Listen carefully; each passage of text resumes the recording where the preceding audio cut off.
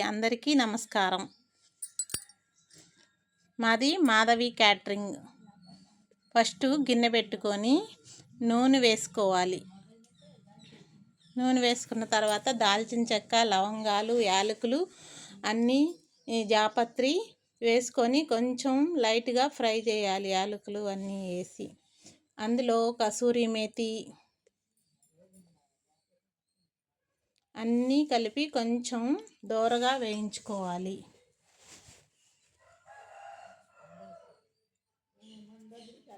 దోరగా వేగిన తర్వాత ఉల్లిపాయలు వేసుకోవాలి. ఉల్లిపాయలు వేయించుకుంటా సన్న సగం మీద చక్కగా బ్రౌన్ కలర్ వచ్చే వరకు వేయించుకోండి. తర్వాత పచ్చి బఠానీ వేసుకోవాలి. పచ్చి బఠానీ కూడా కొంచెం 1 నిమిషం పాటు వేగిన తర్వాత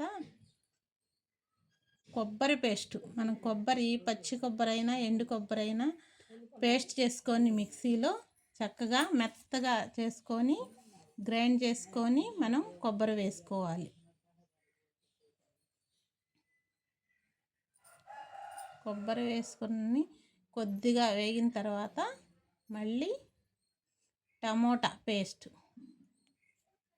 టమోటాలు కూడా జ్యూస్ చేసుకోవాలి. మిక్సీలో జ్యూస్ చేసుకొని చక్కగా వేగనివ్వాలి.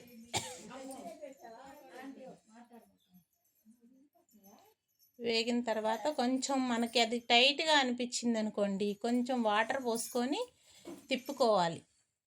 తిప్పుకొని కొంచెం పసుపు కూడా వేసుకోండి. అలాగే పూల్ మక్ని, పసుపు పూల్ మక్ని వేసుకొని మళ్ళీ ఇంకొకసారి తిప్పుకోవాలి చక్కగా. మనం అందులో పుదీనా, కొత్తిమీర అవి కూడా వేసుకొని మళ్ళీ దాన్ని చక్కగా వేయించుకోవాలి.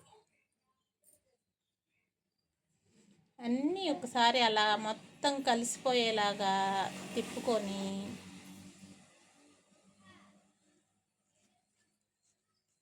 ఉడకనిచ్చి కొంచెం కారం,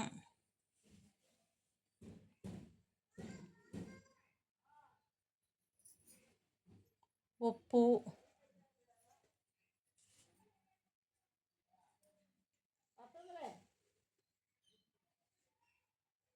మళ్ళీ ఒకసారి కారం ఉప్పు వేసాం కనుక ఒకసారి తిప్పుకొని అల్లం వెల్లుల్లి పేస్ట్ కూడా వేసి చక్కగా ఉడుకుతుంది. ఇప్పుడు తిప్పుకుంటూ కొంతసేపు అలాగే ఆయిల్ మనకు పైకి తేలి వచ్చే వరకు ఉడకనివ్వాలి.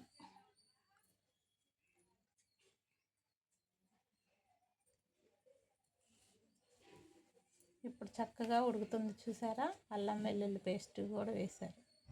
ఇప్పుడు బంగాళదుంపలు ముక్కలు కోసి అవి విడిగా ఉప్పు పసుపు వేసుకొని ఉడకబెట్టుకొని దాన్ని ఇప్పుడు కొంచెం పేస్ట్లా కలిపి వేసాము. తర్వాత మళ్ళీ కొన్ని ముక్కలు కూడా వేస్తే మనకి కుర్మా చక్కగా వస్తుంది.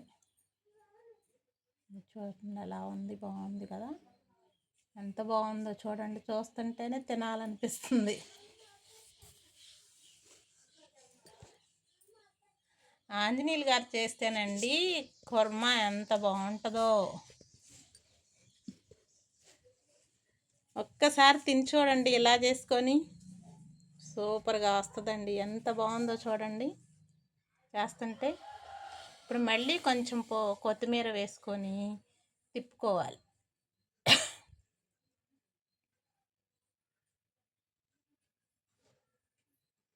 కొంచెం గరం మసాలా, కొంచెం చికెన్ మసాలా,